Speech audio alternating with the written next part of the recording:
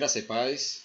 Mais uma vez estamos aqui juntos para meditarmos um pouco nas Escrituras Sagradas. É sempre bom quando podemos estudar, ler, refletir na palavra de Deus. Não há nada mais glorioso, não há nada mais grandioso do que conhecermos o Senhor. E o nosso conhecimento de Deus, ele vem sobretudo das Sagradas Escrituras. Embora Deus tenha muitas maneiras de se revelar, muitas maneiras de falar para nós, mas a Bíblia Sagrada, as Sagradas Escrituras são, para nós hoje, da nossa época, é o elemento mais seguro que nós temos de conhecermos a Deus, conhecermos o seu propósito, conhecermos a sua mensagem para nós.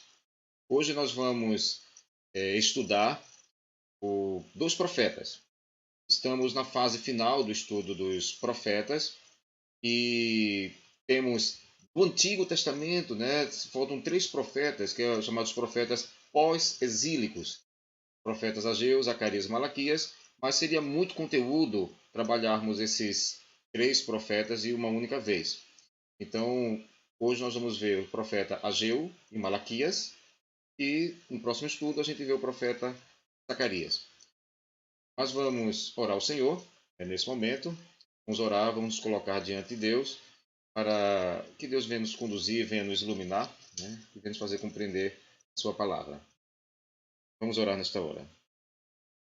Querido Deus, queremos nesta hora, Senhor, pedir a tua graça, a tua direção, a tua condução, Senhor, nesse momento que vamos ler e meditar na tua palavra.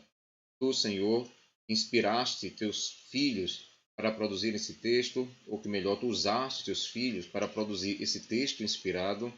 Venha também nos iluminar nesse momento que estaremos lendo e meditando na tua palavra. Suplicamos, em nome de Jesus. Amém. Pronto. Então, como são dois profetas, vou colocar aqui a tela que auxiliar, profetas Ageu e Malaquias. Evidentemente, a gente tem que começar com um, e vamos começar com o profeta Ageu, e depois nós seguiremos para o profeta Malaquias. Mas há um motivo para isso, que é a questão cronológica. Então, o motivo de começarmos com Ageu é simplesmente por uma questão cronológica.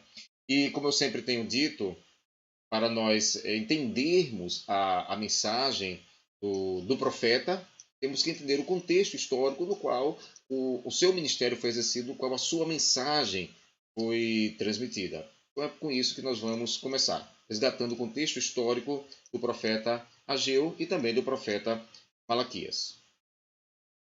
Sim, eu coloquei aqui como, esquecendo, coloquei aqui no título o profeta Ageu e Malaquias e como subtítulo os perigos de um coração secularizado. Acho que vale essa explicação antes da gente entrar de fato no contexto histórico. Os perigos de um coração secularizado. O que seria secularizado? Tá. De uma maneira bem simples, eu estou usando a palavra secularizado de uma forma bem simples. Essa expressão vem da própria expressão bíblica, né? o presente século.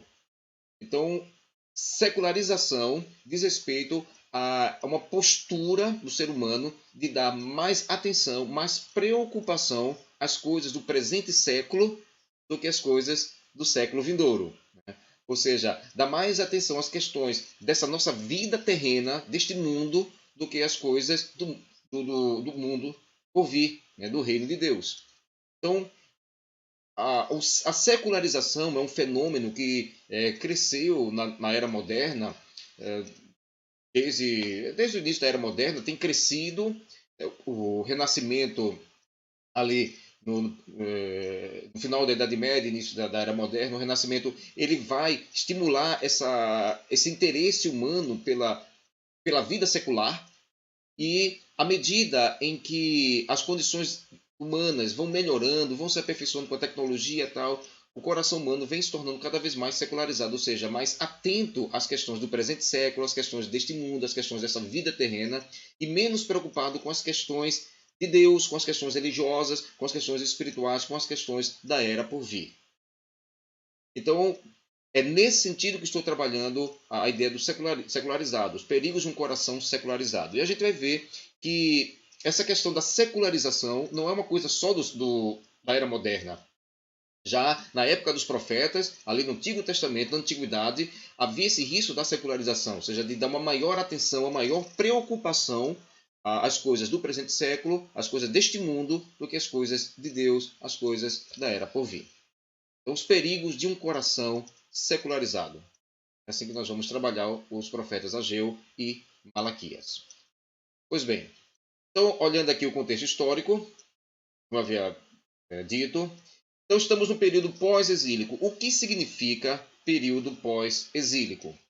A expressão pós-exílico vem uma referência ao exílio da Babilônia. Então, o período pós-exílico é aquele período que vem após o exílio babilônico. Então, nós vimos que no ano 605 a.C., começou um período em que os babilônicos dominaram os judeus e, aos poucos, os babilônicos foram levando os judeus para a Babilônia, para o exílio, deportando da sua terra, lá de Israel, para a Babilônia. Então, em 605 começa esse período do exílio, que se estende até 538 aproximadamente. Às vezes é uma variação de data, 539, 537, 538, 539, 538, quando a Babilônia é tomada por um outro poder. Quando nós estudamos Daniel, vimos que a Babilônia seria substituída pelo poder medo-persa, ou persa, já que desses dois povos que se uniram, a Média e a Pérsia se uniram, a Pérsia foi quem se destacou e ganhou renome. Então, o Império Persa vem substituir o Império Babilônico. E o imperador persa, o grande imperador persa que conquistou a Babilônia, chamado Ciro o Grande, vai autorizar o retorno dos judeus que estavam na Babilônia para a sua terra natal, lá em Israel ou em Judá. Então nós encontramos referência a isso nos livros históricos. Então está aqui, segundo livro das Crônicas, capítulo 36, e também no livro de Esdras. Vamos dar uma olhadinha no segundo livro das Crônicas. Espero que você esteja com a sua Bíblia. Vamos abri-la agora. Segundo livro das Crônicas, capítulo 36. E o segundo livro das Crônicas é colado ali com o livro de Esdras, então não vai gerar problema para a gente ver as duas passagens bíblicas. Não vamos fazer um estudo profundo sobre isso, já que não é o nosso assunto. Tá? Mas a gente precisa entender isso aí. Segundo livro das Crônicas, capítulo 36, tá? A partir do versículo 22, eu estou aqui com a minha Bíblia, vou fazer a leitura, e diz assim: No primeiro ano do reinado de Ciro, rei da Pérsia, para que se cumprisse a palavra do Senhor anunciada por Jeremias, pelo profeta Jeremias, o Senhor tocou no coração de Ciro, rei da Pérsia, para que fizesse uma proclamação em todo o território de seu domínio e a pusesse por escrito nestes termos. Versículo 23. Assim declaro eu, Ciro, rei da Pérsia, Yahvé, Jeová, o Senhor, o Deus dos céus, deu-me todos os reinos da terra e designou-me para construir um templo para ele em Jerusalém, na terra de Judá. Quem dentre vocês pertencer ao seu povo, vá para Jerusalém e que o Senhor, o seu Deus, esteja com ele. Então, essa é a narrativa que a gente encontra aqui no final do livro das Crônicas. A referência justamente à ascensão de Ciro como grande rei da Pérsia e a autorização que Ciro deu para os judeus retornarem. Tá? O livro de Esdras vai detalhar um pouco mais esse acontecimento, esse grande acontecimento. E olhando aqui a própria referência que eu coloquei aqui no meu quadro aqui ao lado, no livro de Esdras, capítulo 2, versículo 1. No capítulo 1 de Esdras, ele escreve com maiores detalhes o decreto de Ciro. Né? Mas a gente vai olhar o capítulo 2, versículo 1, que diz assim: Esta é a lista dos homens da província que Nabucodonosor, rei da Babilônia, tinha levado prisioneiros para a Babilônia. Eles voltaram para Jerusalém e Judá, cada um para sua própria cidade. Vieram na companhia de Zorobabel, Jeshua, Neemias, Seraías, Reelaías, Mardoqueu, Bilsã, Mispá, Bigvai, Reum e Bana. Ou seja, aquele povo que Nabucodonosor trouxe para a Babilônia, agora Ciro, rei da Pérsia, está autorizando voltar. E aqui vemos os nomes, versículo 2 fala sobre Zorobabel e Jesua. No caso da minha Bíblia está Jesua, né? Ou Jeshua, dependendo da versão. Zorobabel vai ser o grande líder dessa comunidade judaica que retorna para Judá. E Jeshua vai ser o sumo sacerdote, o Josué. Josué, Joshua. Então, essas duas figuras vão se destacar nesse momento de retorno e de restabelecimento do povo judeu em sua terra, Judá. Zorobabel como líder dessa comunidade e Josué, ou Joshua, como o sumo sacerdote desse grupo. No versículo 64, ainda de Esdras, capítulo 2, versículo 64, a totalidade dos que voltaram do exílio atingiu o número de 42.360 homens, além dos seus 7.337 servos e servas. Havia entre eles 200 cantores e cantoras, possuíam 736 cavalos, 245 mulas, 435 camelos, 6.720 jumentos, etc, etc, etc. Então, vai ver a totalidade de mais de 40 mil pessoas retornaram para Judá, retornaram para Jerusalém. Então, o contingente que retornou sob a liderança de Zorobabel. Evidentemente, esse número que migrou nessa primeira leva com Zorobabel aumentou com o passar do tempo, mas foi logo de início 42 mil e tarará. Tá? Então, mais de 40 mil pessoas retornando, além dos seus servos e servas, aí vai 50 mil pessoas. Então, vamos arredondar 50 mil pessoas retornando para Jerusalém, para reconstruir a sua vida ali. Vale lembrar que nem todos os judeus retornaram. Alguns judeus conseguiram prosperar na Babilônia, tinham suas vidas, seus negócios, seus trabalhos, e não quiseram arriscar tudo voltando para Judá. Judeus que nasceram na Babilônia durante 70 anos de cativeiro, nasceram lá, não conheciam Jerusalém, não conheciam Judá, estavam muito bem estabelecidos na Babilônia, então muitos judeus preferiram continuar na Babilônia. Mas cerca de 50 mil retornaram para Judá, retornaram para Jerusalém. E o Salmo 126, ele faz menção a esse fato aí, é um fato magnífico da história deles. Então, os primeiros versículos do Salmo 126, o salmista diz: quando o Senhor trouxe os cativos de volta a Sião, foi como um sonho. Então a nossa boca encheu-se de riso e a nossa língua de cantos de alegria.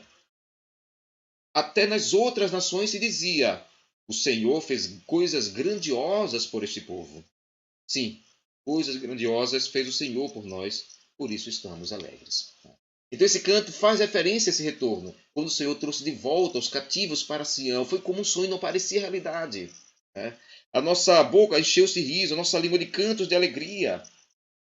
Então, esse momento de alegria, de festejo, estamos voltando para a nossa terra, estamos voltando para a nossa pátria. Ok? Pronto. Por que Ciro fez isso? Existem algumas sugestões porque Ciro foi tão benevolente com os judeus. Inclusive, há uma antiga tradição judaica que aponta que Daniel, o profeta Daniel, que trabalhava na corte babilônica e continuou atuando na corte persa, quando houve a mudança de governo, Daniel teria levado para o rei Ciro, o rei persa Ciro, o rolo do livro do profeta Isaías, que Isaías, ali pelo capítulo 44, se eu não estiver enganado, acho que é 44. Bom, posso estar me equivocando, mas eu acho que foi 44. Ali, o nome de Ciro é citado, 44, 45, o nome de Ciro é citado como aquele que se tornaria o servo de Deus, aquele que agiria a serviço de Deus para abençoar os judeus. Então, Daniel teria apresentado o rolo do profeta Isaías para Ciro, isso teria deixado Ciro impressionado, e isso comoveu o coração de Ciro para realmente ser benevolente aos judeus. É uma tradição antiga, não está na Bíblia, mas é possível, né? O profeta Jeremias, que é mencionado ali no livro das Crônicas, havia anunciado que depois de 70 anos de cativeiro, o povo retornaria, e agora a profecia estava sendo cumprida, e Ciro estava sendo servo de Deus para a realização deste evento. Então, quando eles retornam para Judá, o livro de Esdras que trata sobre isso, quando eles retornam para Jerusalém, então uma das primeiras iniciativas deles foi a reconstrução do templo, como está aqui, então a reconstrução do templo. Okay? Então eles começaram a reconstruir o templo, que tinha sido totalmente destruído por Nabucodonosor, mas houve resistência de povos vizinhos. Povos que não queriam que Judá se reerguesse, que Jerusalém se reerguesse. Então, povos vizinhos fizeram oposição à reconstrução.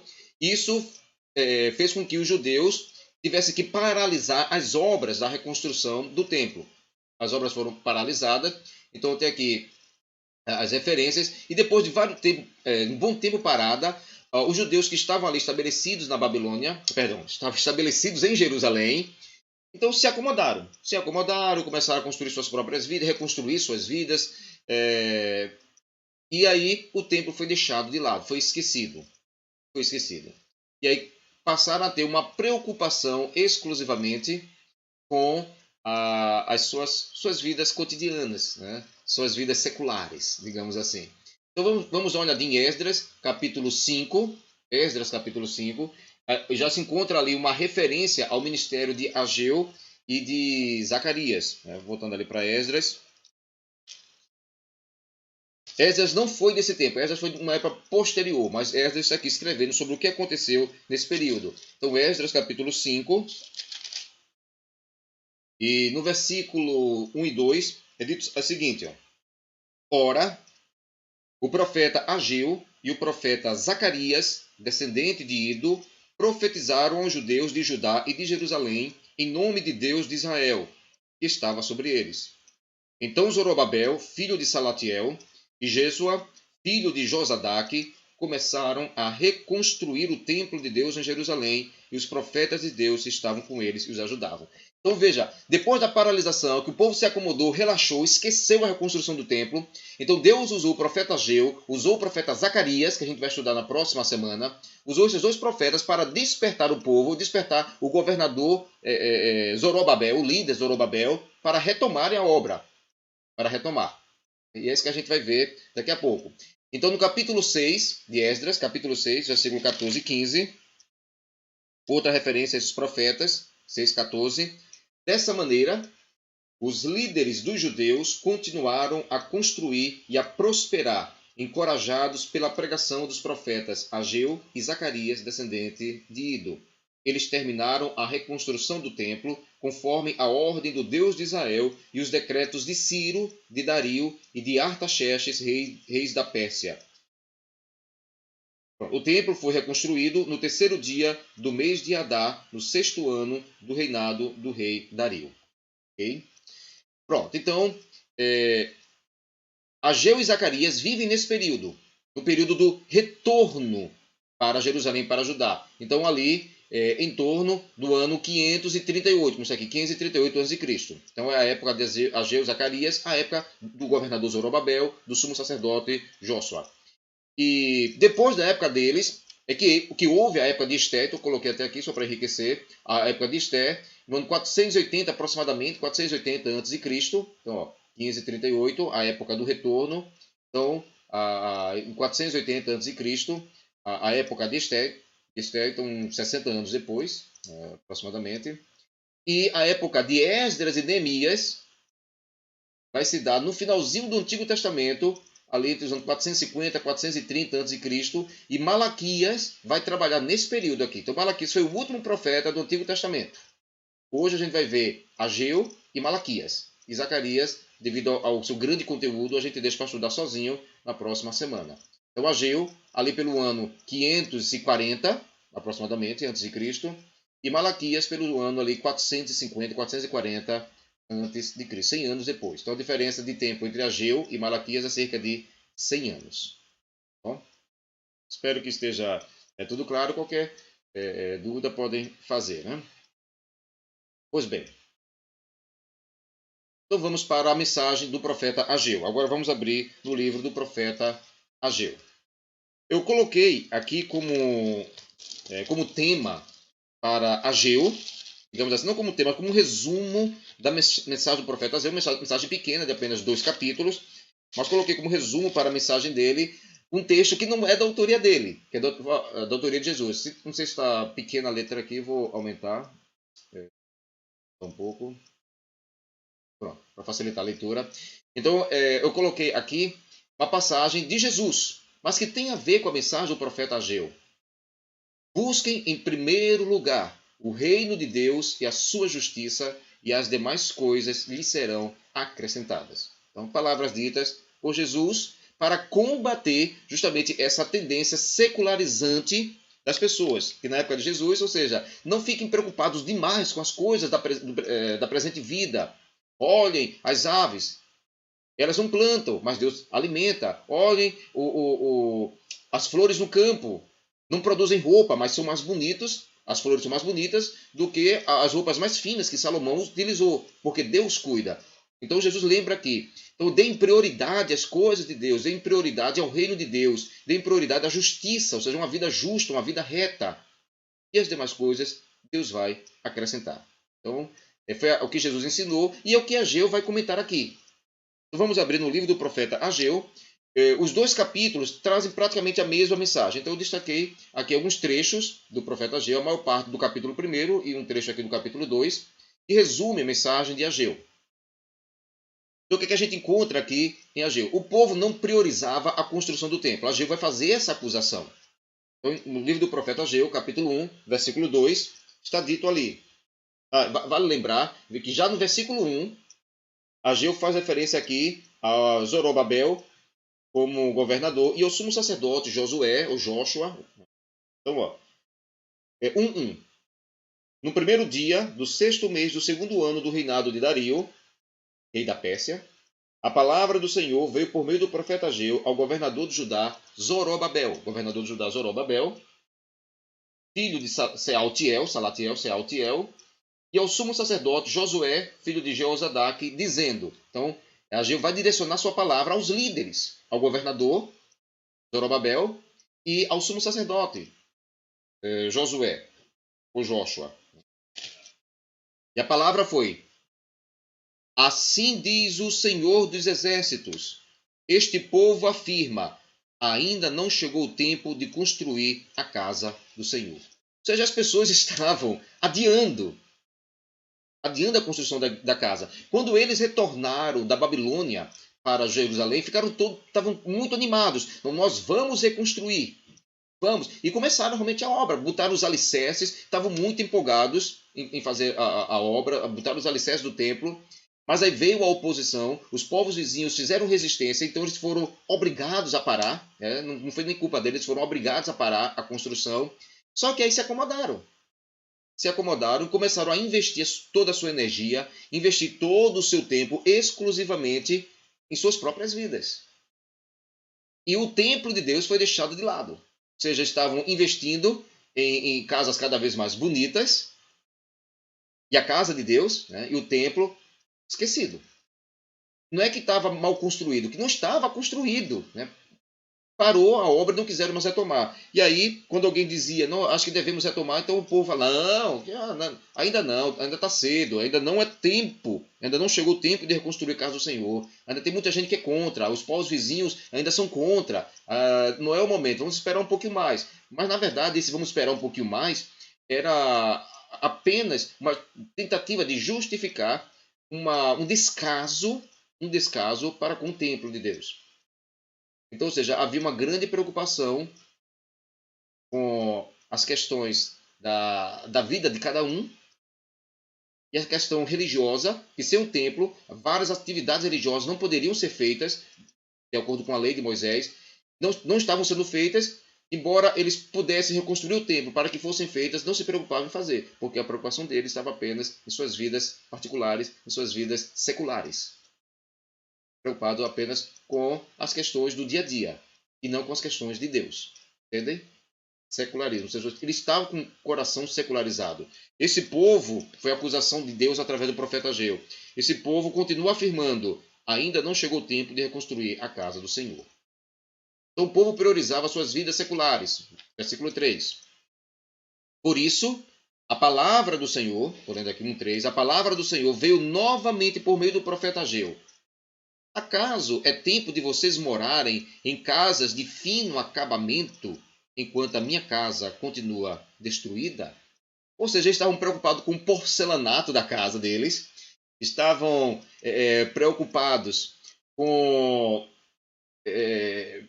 com a piscina que iam botar na casa, estavam preocupados com a fachada da casa, estavam preocupados com a TV de LED, de 50 ou mais polegadas que iam botar no meio da sala, mas não estavam preocupados com a casa de Deus.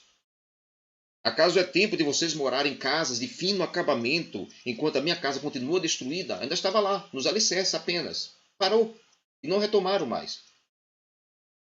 Não tinham mais preocupação com as coisas de Deus. Ou essa preocupação era pequena. Entendem? Não é que Deus precisasse do templo. Eles é que precisavam do templo, porque o templo era importante dos rituais, dos cerimoniais prescritos por Moisés ou por Deus, pela lei de Moisés, para o culto a Deus. Ou seja, eles não estavam preocupados na relação deles com Deus. Estavam preocupados com o acabamento fino de suas casas. Um coração secularizado. Preocupado com com as questões deste mundo e não com as coisas de Deus. E aí, o descaso com as coisas de Deus os levava à frustração e ao fracasso. Olhando aqui os versículos 5 e 6. Agora, assim diz o Senhor dos Exércitos: vejam para onde os seus caminhos os levaram. Vocês têm plantado muito e colhido pouco. Vocês comem, mas não se fartam. Bebem, mas não se satisfazem. Vestem-se, mas não se aquecem. Aquele que recebe salário, recebe-o para colocá-lo numa bolsa furada. E aí, ou seja, o profeta Ageu vai dizer, olha, vocês estão se dando mal, vocês não estão conseguindo prosperar, as coisas não estão dando certo com vocês, é porque vocês estão com a prioridade errada. Vocês estão priorizando as coisas deste mundo. E daí, as coisas deste mundo não estão dando certo para vocês. Cuide das coisas de Deus. É aquilo que Jesus falou. Busque em primeiro lugar, acima de tudo, antes de qualquer coisa, o reino de Deus e a sua justiça. E o restante vai ser acrescentado. Deus vai abençoar. Deus vai abençoar. Ou seja, através do profeta Ageu, nós somos lembrados aqui que devemos dar prioridade às coisas de Deus, o melhor do nosso tempo para Deus, o melhor da nossa capacidade para Deus, o melhor do nosso talento para Deus, o melhor dos nossos bens para Deus, o melhor da nossa vida para Deus, a melhor fase da nossa vida para Deus, e não dedicarmos o melhor de nós para as coisas deste mundo e deixar Deus de lado. Ainda não é o tempo, não é o tempo de me dedicar ao Senhor, não. Ainda tem muita coisa para fazer nessa vida. Tá? Ainda não é hora de eu investir na obra do Senhor. Ainda não é hora de eu me aplicar mais no serviço a Deus. Não, eu tenho outras prioridades no momento. Entende? É o mesmo sentimento, é o mesmíssimo sentimento. E no final das contas vai gerar frustração. Vai gerar frustração. A ordem de Deus, versículo 7. Sim, outra passagem aqui ainda, no versículo 9 e 11, que fala do fracasso e da frustração, versículo 9 ao 11, que diz: vocês esperavam muito, mas eis que veio pouco.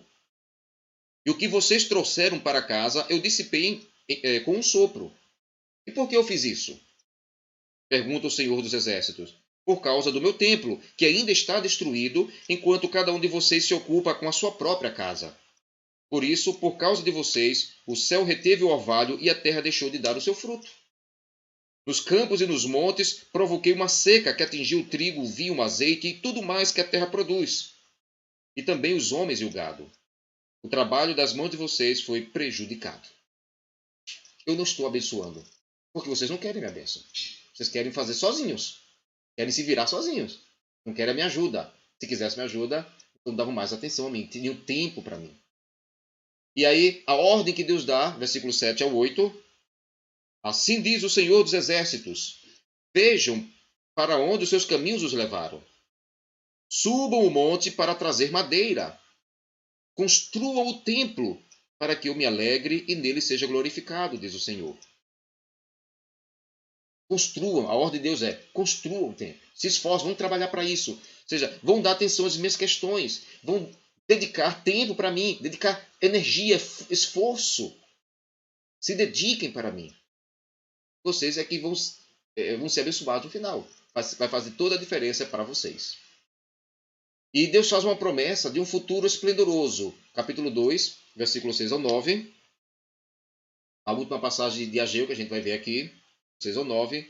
Assim diz o Senhor dos Exércitos: dentro de pouco tempo farei tremer o céu, a terra, o mar e o continente. Farei tremer todas as nações, as quais trarão para cá os seus tesouros, e encherei este templo de glória, diz o Senhor dos Exércitos. Tanto a prata quanto o ouro me pertencem, declara o Senhor dos Exércitos. A glória deste novo templo será maior do que a do antigo, diz o Senhor dos Exércitos. E neste lugar estabelecerei a paz, declara o Senhor dos Exércitos. Ou seja, Deus prometendo aqui prosperidade, Deus prometendo aqui um futuro esplendoroso.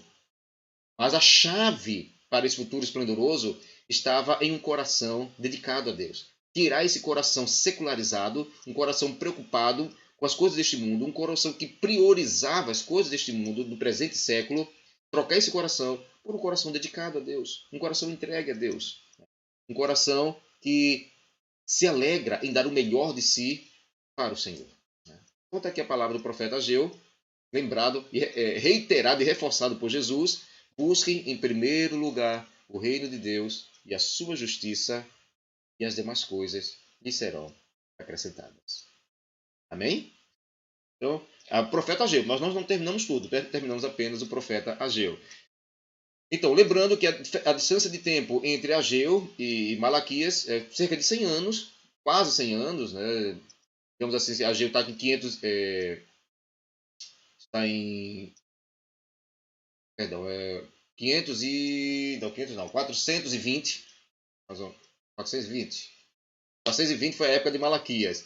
537, 520, assim mesmo, 520 a época de Ageu e Zacarias, né? Mais ou menos por aí, a construção do templo, 520, e lá para o ano 430, mais ou menos, a época de Malaquias, então realmente cerca de 100 anos a diferença entre Ageu e Malaquias. Então vamos para 100 anos depois. Agora, o contexto é parecido. Na verdade, nós sabemos que Malaquias é daquele período porque Malaquias já pressupõe o templo reconstruído. Na época de Malaquias, o templo foi reconstruído, ou seja, a palavra de Deus através de Ageu, através de Zacarias, funcionou, o povo despertou a sua relação com Deus, o povo renovou a sua comunhão com Deus e construíram o templo, fizeram a devida construção do templo. Então, o templo já existia na época de Malaquias. E, além disso, problemas que havia no meio do povo, mencionados por Malaquias, remontam a problemas mencionados na época de Esdras, no livro de Esdras e no livro de Neemias. Como, por exemplo, os casamentos com mulheres estrangeiras, que é mencionado em Esdras, e em Malaquias isso é citado também. Então já mostra que é um contexto posterior. Não foi o contexto logo após a chegada, mas um contexto 100 anos depois da chegada. Então Malaquias foi o último profeta do Antigo Testamento que nos deixou um legado escrito. E vamos para ele agora, que é o último livro do o livro do Antigo Testamento, o profeta Malaquias. Entre Ageu e Malaquias está aqui o livro do profeta Zacarias. Estamos olhando aqui para o profeta Malaquias. Novamente. A mensagem de Malaquias. Então, eu escolhi como frase, lema da mensagem de Malaquias: faça de Deus o seu primeiro amor. Então tem tudo a ver com a mensagem do profeta Ageu. Então Malaquias, também como Ageu, vai combater a secularização, vai combater essa tendência de darmos mais atenção, mais preocupação às coisas do presente século do que às coisas de Deus. Em Malaquias nós temos 6 oráculos, 6 pronunciamentos proféticos, né? Como eu preferi colocar aqui. Então temos 6 pronunciamentos proféticos ditos por Malaquias, registrado aqui no seu livro. Então nós vamos ver esses 6 pronunciamentos proféticos e entender o que esses pronunciamentos significam.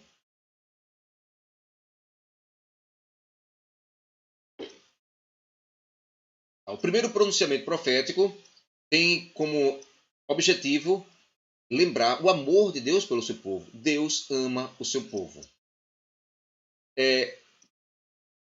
A forma como o livro de Malaquias foi produzido, a retórica utilizada ali, é uma retórica de pergunta e resposta. Ou seja, Deus, através do profeta, está lembrando perguntas ou afirmações que o povo estava dizendo e Deus vai ali dar a sua resposta. Uma a primeira pergunta feita no livro é: de que maneira nos amaste? Eu amo vocês. E vocês me perguntam: de que maneira tu nos amas? Então vamos dar uma olhadinha em Malaquias, capítulo 1. Capítulo 1, versículo 2. A palavra Malaquias significa meu mensageiro. Inclusive, alguns sugerem que Malaquias não teria sido o nome do profeta. Teria sido apenas uma expressão, o meu mensageiro.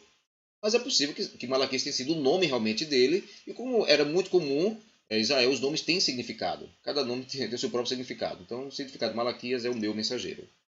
Então, capítulo 1 de Malaquias, versículo 2. Deus diz: eu sempre os amei, diz o Senhor.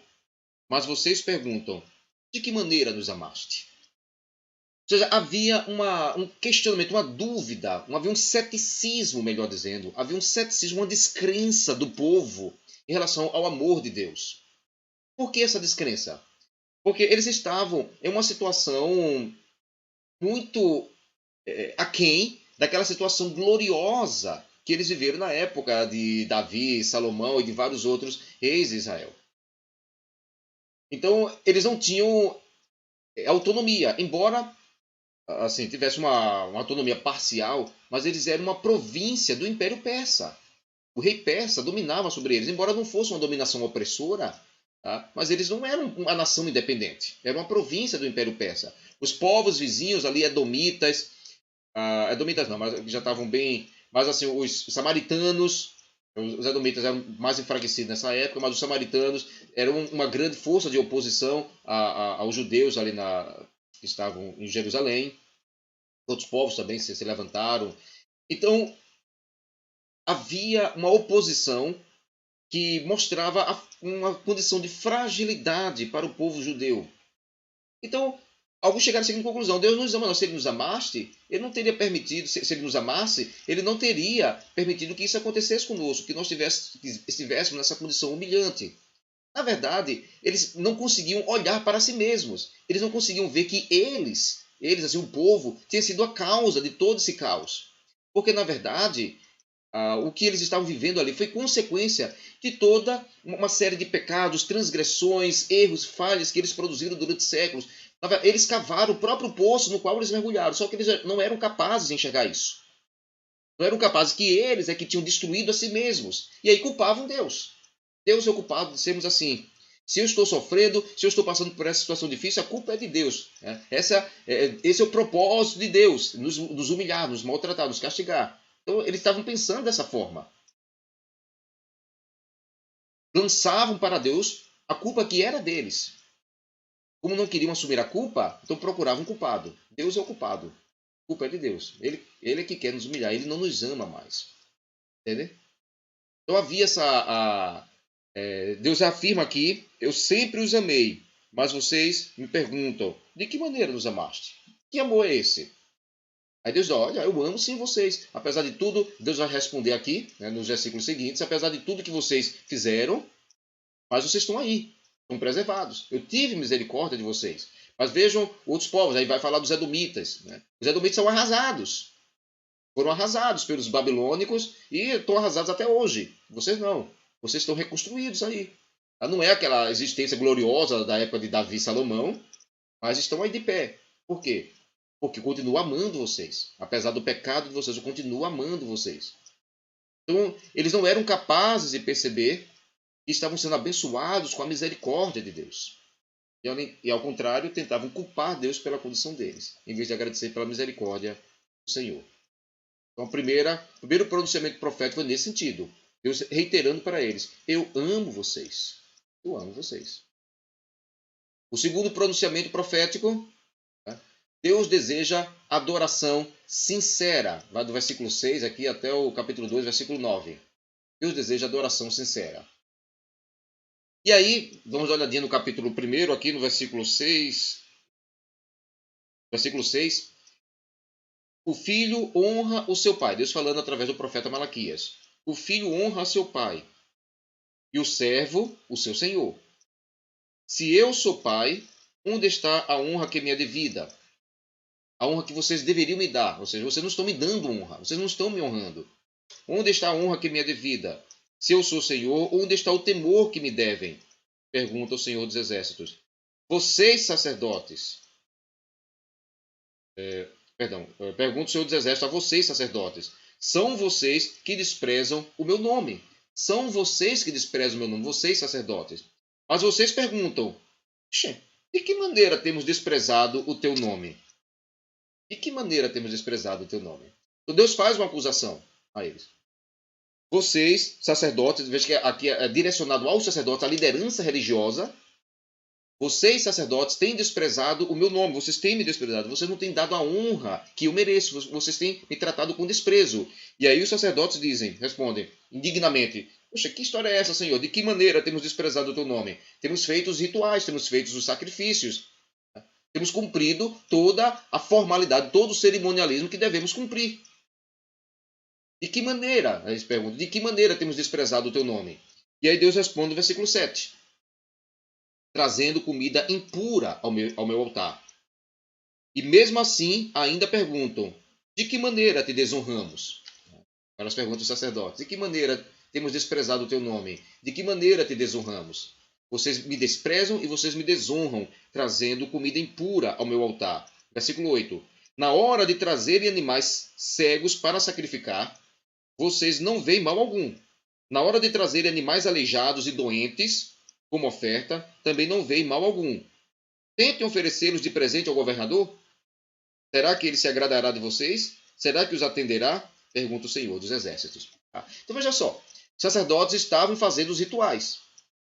Só que, na hora de oferecer o animal para sacrifício, que fazia parte do cerimonial do Antigo Testamento, eles, em vez de pegar um animal perfeito, um animal sem defeito, um animal bonito, eles pegavam um animal doente, o animal aleijado, o animal cego, pegavam a ovelha que não valia nada, ou quase nada, e oferecia no altar. Aí Deus diz, tente presentear o governador persa, tente presentear o governador persa com essa ovelha cega. Você daria essa ovelha cega para o governador persa? Você daria esse boi aleijado para o governador persa? Mas na hora de fazer a oferta, o ritual, para mim, você pega justamente o pior que tem do gado. Pega a pior ovelha, pega o pior boi para oferecer no altar. Isso é me honrar? Vocês estão me desonrando, vocês estão me desprezando. Então, não estão dando valor a mim. Não estão se importando comigo. Para mim, vai o pior. Percebem? A preocupação deles, dos sacerdotes, não era com as coisas de Deus. Embora esse fosse o ofício deles, mas para Deus eles estavam dando pior. Estavam dando pior para Deus. Para o governador davam melhor, mas para Deus davam pior. Deus deseja uma adoração sincera. Não adianta de nada fazer por formalidade. Eles estavam cumprindo o ritual, cumprindo o cerimonial, mas cumprindo com desprezo, com descaso. Tratando as coisas de Deus com desleixo, tratando as coisas de Deus com descaso. Tem tudo a ver com a gente, né? Embora o contexto seja diferente, mas o sentido, o significado é o mesmo. É o mesmo. Então, Deus quer uma adoração sincera. Deus não quer formalidades. Deus não quer meramente um ato cumprido, mas Deus quer que esse ato seja cumprido com amor, com zelo, com alegria, com esmero. Deus quer o melhor de nós. O melhor de nós é o nosso coração. Somos a nós mesmos. Deus quer a nós mesmos. Deus não quer apenas um ritual. Deus não quer apenas um ato religioso. Deus quer a nós mesmos. Deus quer uma adoração sincera e não um mero ritual. Ok? E ainda, né, no versículo 13, e ainda dizem, perdão, aqui no versículo 12, capítulo 1, versículo 12, mas vocês, sacerdotes, profanam ao dizerem que a mesa do Senhor é imunda e que sua comida é desprezível, ou seja, tratando as coisas de Deus. Tá bom assim mesmo, faz de qualquer jeito. E ainda dizem, versículo 13, que canseira e riem dela com desprezo. Né? E ainda tenho que fazer esse ritual, né? Como, entender? Dá um menor valor para as coisas de Deus. Quando vocês trazem animais roubados, aleijados e doentes e os oferecem a sacrifício, deveria eu aceitá-los de suas mãos? Pergunta o Senhor. Maldito seja o enganador, que tendo no rebanho um macho sem defeito, versículo 14, promete oferecê-lo e depois sacrifica para mim um animal defeituoso, diz o Senhor dos Exércitos. Então, Deus quer mais de nós. Deus quer sinceridade. Deus quer uma adoração sincera. Terceiro pronunciamento profético. Deus exige fidelidade. A partir do versículo 10. Né? Sim, perdão, uma coisa que eu estou esquecendo aqui. Muito importante. Ainda sobre os sacerdotes. Olhando o capítulo 2 de Malaquias. Capítulo 2 de Malaquias. No versículo 7. Diz assim, ó. Porque os lábios do sacerdote devem guardar o conhecimento, e da sua boca todos esperam instrução na lei, porque ele é o mensageiro do Senhor dos Exércitos. Mas vocês se desviaram do caminho e pelo seu ensino causaram a queda de muita gente. Vocês quebraram a aliança de Levi, diz o Senhor dos Exércitos. Ou seja, cabia aos sacerdotes ter a palavra, cabia a eles conduzir, liderar o povo nessa devoção sincera a Deus. Essa era a tarefa deles. Eles deveriam ter a palavra para estimular a espiritualidade ao povo. Mas não estavam fazendo isso. Muito pelo contrário. Eles estavam sendo um mau exemplo. E o mau exemplo deles, dessa liderança religiosa, fazia com que todo o povo também se desinteressasse por Deus. Se eles não se interessavam, eles, os sacerdotes, não se interessavam, imagina o povo. Então, o terceiro pronunciamento. Deus exige fidelidade. Então, aqui no versículo... há uma pergunta lá no final, né, no versículo 14, perdão, no meio da passagem, versículo 14, e vocês ainda perguntam, por quê? Esse porquê está relacionado com o 13, quando diz, a outra coisa que vocês fazem, enchem de lágrimas o altar do Senhor, choram e gemem porque já não dá atenção às suas ofertas, nem as aceita com prazer. E vocês ainda perguntam, por quê? Por que o Senhor não aceita as nossas ofertas? E vai falar sobre fidelidade. A ideia aqui é, o povo estava sendo infiel para com Deus. E Deus mostra, exemplifica essa infidelidade do povo em relação a Deus, também na infidelidade entre eles. De que forma? De duas formas. Primeiro, porque eles estavam casando com mulheres que adoravam deuses estrangeiros. Não eram só porque eram mulheres estrangeiras. É claro, a gente tem que pensar no contexto do Antigo Testamento. Então, lá no Antigo Testamento, não havia essa interação étnica que a gente encontra hoje. É um contexto diferente. Lá havia regras que impediam que israelita contraísse casamento com mulheres estrangeiras. Por quê? Para não trazer essa cultura estrangeira, não trazer esse culto pagão para o povo. E aí, mas é isso que estava acontecendo. Então, estavam casando com mulheres estrangeiras, pior, com mulheres que adoravam deuses estrangeiros. E isso estava desviando o povo. Então, as pessoas estavam se tornando infiéis a Deus, estavam se associando novamente a deuses estrangeiros. E também vai se falar aqui da infidelidade do homem que não era fiel à sua esposa, a esposa, à sua mocidade, como diz ali o texto, né? Então, alguns estavam querendo mulheres 20 anos mais jovens, ou algo desse tipo assim, né? Coisa daquela época, né? Hoje em dia não acontece mais não, né? Então, mas fala aqui no texto. Então, essa infidelidade conjugal que acontecia na época de Malaquias, Deus usou para falar também da infidelidade do povo em relação a ele, Deus. Assim como aconteceu com Oséias, que no caso ali a infidelidade foi da mulher de Oséias, como a gente já viu. Aqui os homens eram infiéis às suas esposas e era uma expressão física palpável de uma infidelidade que havia no coração dos judeus em relação a Deus também. E por isso Deus não aceitava as ofertas deles. Deus não estava aceitando a tentativa deles de buscar o Senhor. Desse jeito não. Desse jeito não. Ok? Mais 8 aqui. O quarto pronunciamento profético, que vai aqui do capítulo 2, versículo 17, até o capítulo 3, versículo 5. Deus quer sinceridade e não religiosidade. Na mesma linha. Deus quer sinceridade e não religiosidade. Então, lá no capítulo 2, versículo 17. Estamos aqui no quarto pronunciamento profético de Malaquias.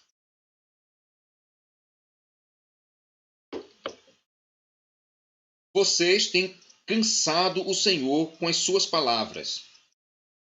Como temos cansado? Vocês ainda perguntam. Quando dizem, todos os que fazem o mal são bons aos olhos do Senhor e ele se agrada deles. E também quando perguntam, onde está o Deus da justiça? Deus quer sinceridade e não religiosidade. Como temos cansado? Onde está o Deus da justiça? O que é que acontecia aqui?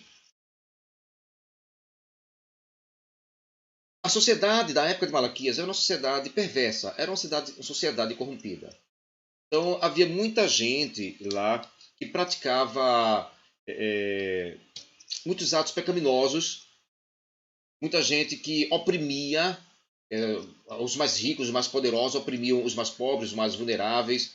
Havia muita desonestidade, uma série de pecados que tornava a sociedade da época de Malaquias uma sociedade degradada. Tá? Então a gente encontra uma listagem aqui de pecados que eram praticadas por eles. Entre esses pecados estão justamente o pecado da opressão, da exploração dos mais pobres. Né? Quero encontrar aqui o trecho exatamente em que fala sobre isso. Né? Pronto, aqui versículo 5. Ok, achei. Versículo 5 do capítulo 3, versículo 5. Diz assim: Eu virei a vocês trazendo juízo. Sem demora testemunharei contra os feiticeiros, contra os adúlteros, contra os que juram falsamente e contra aqueles que exploram os trabalhadores em seus salários, que oprimem os órfãos e as viúvas e privam os estrangeiros dos seus direitos e não têm respeito por mim. Então, são apenas alguns pecados citados aqui. Então, alguns praticando feitiçaria, aqueles que cometiam adultério, aqueles que juravam falsamente, testemunhas falsas, aqueles que exploravam os trabalhadores em seus salários, aqueles que oprimiam os vulneráveis, órfãos, viúvas, os estrangeiros, aqueles que não tinham respeito por Deus. Então, era uma sociedade perversa ali. E o que acontecia? Muitos desses perversos se davam bem. Muitos desses perversos se davam bem. Se tornavam mais poderosos ainda, estavam se tornando cada vez mais ricos, mais influentes. E aí, algumas pessoas diziam, olha, não vale a pena servir a Deus, porque o ímpio está se dando bem. E aquele que quer ser justo está se dando mal. O mundo é dos mais espertos. Não adianta de nada ser justo, não adianta fazer o que é correto. Porque quem se dá bem nessa vida é quem faz o que é errado. Quem se dá bem nessa vida é quem é esperto. Se dá bem nessa vida, quem dá jeitinho nas coisas. Então, muita gente estava dizendo isso. Onde está a justiça de Deus? Não vale a pena ser justo. O melhor realmente é ser esperto, o melhor realmente é enganar, o melhor realmente é utilizar o poder que eu tenho para oprimir o vulnerável, né? Para sugar o máximo dele ali. O negócio a vitória do mais forte. O negócio é ser forte, é oprimir. Então não havia preocupação com o outro, não havia interesse com o bem-estar do outro, as pessoas mentiam, as pessoas adulteravam, as pessoas praticavam feitiçaria. Está aqui. Então não vale a pena. E aí Deus diz, vocês estão me cansando com isso. Vocês dizem que não vale a pena? Não vale a pena ser justo? E é interessante notar que o que eles queriam era prosperidade neste mundo. Então, para ser próspero neste mundo, tem que ser trapaceiro. Tem que ser leviano. Então, para eles, agradar a Deus e não prosperar neste mundo não valia a pena. Entendem? Ou seja, o coração deles era um coração voltado às coisas deste mundo. Eu quero é ter dinheiro no bolso. Isso é que importa. Entendeu? Esse era o pensamento deles. E aí, então, Deus vai dizer aqui, eu sou Deus da justiça e eu vou agir com justiça. Vai chegar o momento em que a justiça vai ser praticada. Vai chegar o momento em que a pessoa vai ter que pagar por aquilo que fez. Então Deus lembra aqui que a justiça deve ser sim buscada. Porque Ele, Deus, é o Deus da justiça e Ele vai trazer justiça sobre o povo, vai trazer justiça sobre o mundo. O outro pronunciamento profético, capítulo 3, versículo 6 ao 12, Deus deseja arrependimento e compromisso. E aí, no versículo 6, versículo 7, diz assim, desde o tempo dos seus antepassados, vocês se desviaram dos meus decretos e não lhes obedeceram. Voltem para mim e eu voltarei para vocês. É a palavra de Deus. Voltem para mim e eu voltarei para vocês. Então, faz tempo que vocês continuam desobedecendo. Voltem para mim. Mas vocês perguntam, como voltaremos? Como assim voltar? Voltar de onde? Nós estamos fazendo todos os rituais. Nós estamos fazendo tudo aquilo que é para fazer. A gente tem que se arrepender do quê? Eles não achavam que tinham do que se arrepender. Achavam que estavam de boa. Achavam que estava tudo legal com eles. Não eram capazes de enxergar a própria transgressão. Não eram capazes de enxergar o próprio pecado. Então, na mente deles, não tinha por que voltar para Deus. A gente não está distante de Deus. Por que voltar para Ele? Ou seja, eles não se viam como pecadores, não se viam como transgressores, não se viam como distantes do Senhor. Deus aqui está lembrando, vocês precisam se arrepender, vocês praticam todos esses pecados e acham que está tudo bem, acham que está tudo certo, simplesmente porque fazem alguns rituais, porque cumprem algumas regras religiosas. E aí, nesse mesmo pronunciamento profético, Versículo 8. Pode um homem roubar de Deus? Contudo, vocês estão me roubando. E ainda perguntam, como é que te roubamos? Como assim, Senhor? A gente rouba? E aí Deus vai responder, nos dízimos e nas ofertas. Versículo 8. Ou seja, eles estavam preocupados em usar o seu dinheiro para o seu próprio interesse. Ter dinheiro para fazer o seu lazer, ter dinheiro para fazer a sua viagem, para ir na Disney, para fazer a sua viagem para a praia, né? Passar o verão na praia, nessa época de pandemia, não está podendo não, né? Mas usar o seu dinheiro para comprar móveis mais caros, comprar um celular mais avançado, né? De última geração, né? Comprar uma TV maior, né? Comprar um carro 0 km, um carro caro, né? Ou seja, usar o dinheiro para as coisas dele, e eles não usavam o dinheiro para as coisas do Senhor. E o dízimo aqui, como é falado no texto, versículo 8, o dízimo era muito mais do que uma simples oferta. No contexto da nação de Israel como nação, como país, o dízimo era uma forma de tributo. Era uma forma de tributo. Ou seja, as pessoas, de tudo que produziam, tinham que 10%, a décima parte, entregar aos sacerdotes. Eles eram os responsáveis por essa administração, e eles utilizariam esse dinheiro tanto para o sustento pessoal deles, sacerdotes que não trabalhavam secularmente, viviam exclusivamente para a vida religiosa. Então, eles usavam para o seu próprio sustento, mas esse dinheiro, esse dízimo, também era usado para socorrer o órfão, a viúva, o estrangeiro. Era usado também para finalidades sociais, que tem tudo a ver com o reino de Deus.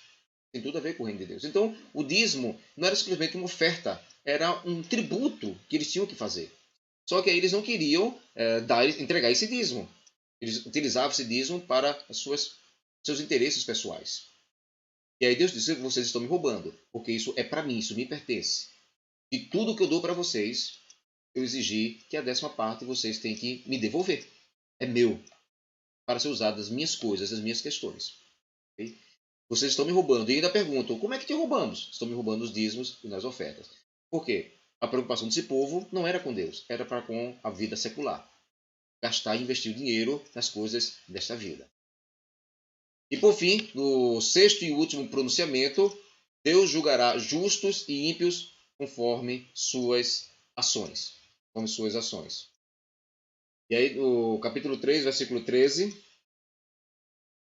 Vocês têm dito palavras duras contra mim, diz o Senhor. E ainda assim perguntam, o que temos falado contra ti?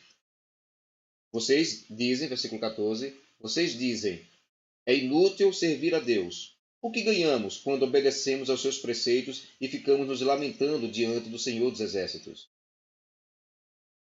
É inútil servir a Deus. O que ganhamos quando obedecemos, né, e ficamos nos lamentando, ficamos pedindo perdão? O que ganhamos quando obedecemos aos seus preceitos? Então, a mente deles estava voltada realmente para as coisas deste mundo. Servir a Deus para quê? De que adianta? De que adianta entregar o dízimo? De que adianta gastar tempo para orar? De que adianta dar o melhor do meu gado como sacrifício na oferta? De que adianta dar o melhor de mim para Deus? Serve para quê? Serve para nada. Para um coração secularizado não serve para nada. Mas para aquele que quer comunhão com Deus, então faz toda a diferença. Faz toda a diferença.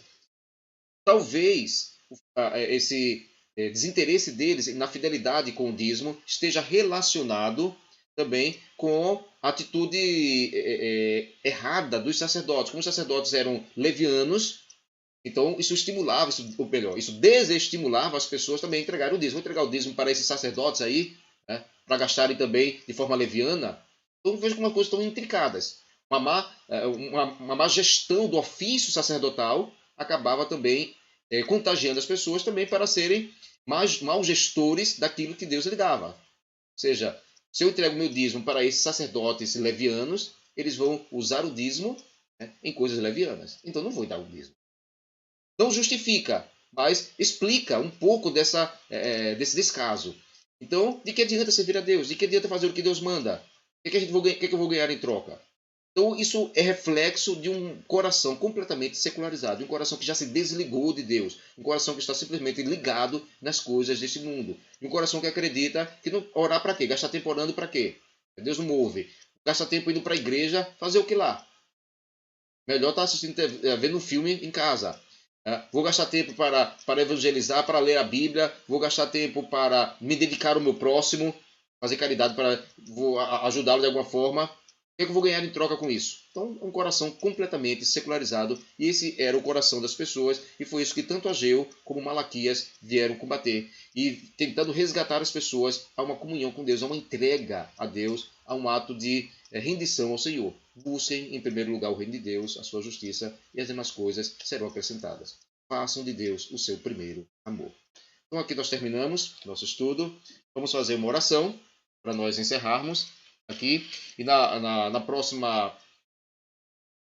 estudo estudaremos o profeta Zacarias, é um texto mais longo, com muitas visões, nós não vai trabalhar tudo, não dá tempo, mas vamos trabalhar algumas visões interessantes de Zacarias, um profeta que vai falar muito sobre a vinda do Messias, né?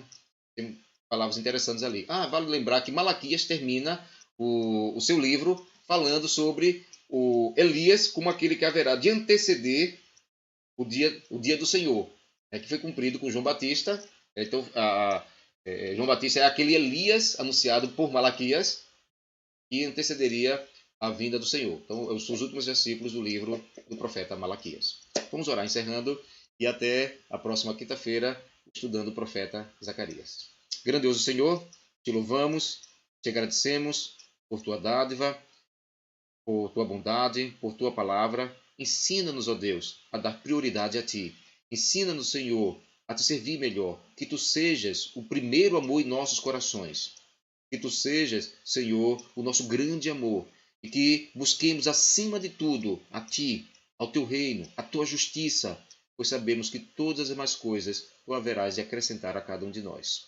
Assim oramos, Te suplicamos, em nome de Jesus. Amém. Um grande abraço para cada um. Que Deus te abençoe profundamente.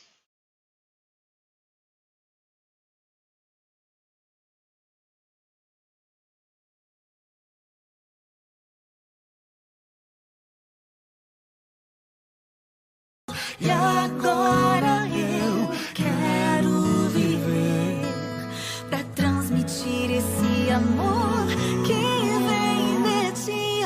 Ó Deus, te louvo pelo Teu amor. Tu mudaste o meu interior. E agora eu quero viver para transmitir esse amor